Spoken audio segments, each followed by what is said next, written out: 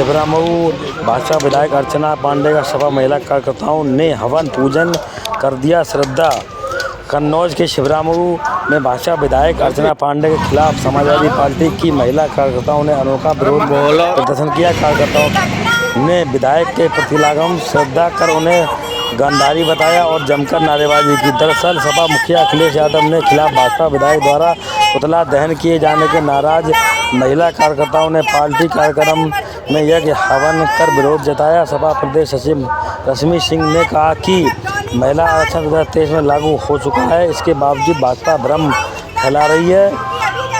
उन्होंने सवाल उठाया कि यदि आरक्षण देना है तो 543 सीटों पर क्यों नहीं दिया जा रहा है। महिलाओं पर हो रहे अत्याचार को लेकर विधायक अर्चना पांडे पर चुप्पी साधने का आरोप लगाया। यह लोग राजनीति रोटियां सेकने का काम करते हैं। सपा कार्यकर्ताओं ने इस विरोध के बाद क्षेत्र में सियासत गरमा गई। कन्नौज से खास रिपोर्ट सत्यवान की। महिला आरक्षण को लेकर के जो कि 2023 में ही पास हो चुका था, वो किसी को दिखाई नहीं दिया, या दिखाई तो दिया लेकिन जनता में कहीं ना कहीं सब भ्रम फैलाना चाह रहे थे।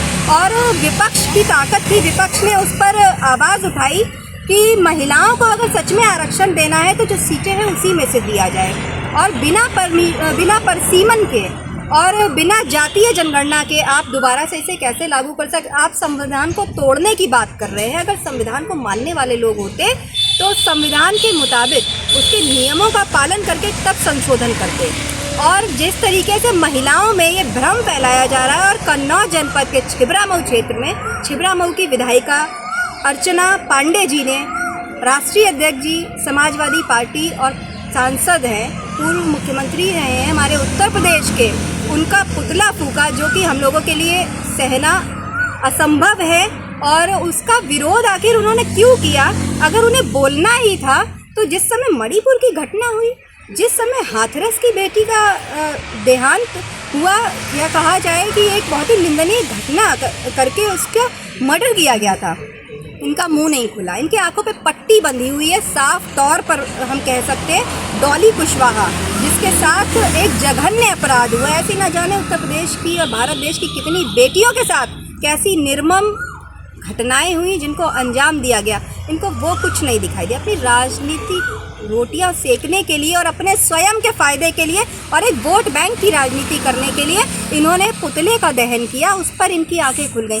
नारी अस्मिता की बात करने वाले लोग अगर ये है तो इनके मुंह से ये बातें अच्छी नहीं लगती। पहले ये इन मुद्दों पर बात करें, तब महिलाओं को उनका अधिकार मिले। आज ये हवन है, हवन किया। ये हमारे छिबरामऊ की जो विधायिका है, कन्नौज जनपद की विधानसभा है, उनकी सद्बुद्धि दे ईश्वर उनको। ऐसा हम लोग बहुत पहले से कामना कर रहे थे, लेकिन वो संभव ही नहीं हो पाया। और आज हमने तो ये सोचा है कि जिस महिला की आत्मा ही मर गई होगी, कहीं ना कहीं सिर्फ वो शरीर जिंदा है, वो दिवंगत हो चुकी है अंदर से, इसीलिए आज हमने हवन करके उनका श्राद्ध कर दिया है कि अगर उन्हें जीवित रहना है सच में तो महिलाओं के लिए कोई स्टैंड लेकर के दिखाना होगा, तब उनकी राजनीति। आँखों में आपने काली पट्टी भी लगाई है उनके इस पर, क्योंकि 2023 में जो बिल पास हुआ वो इनको दिखाई नहीं दिया।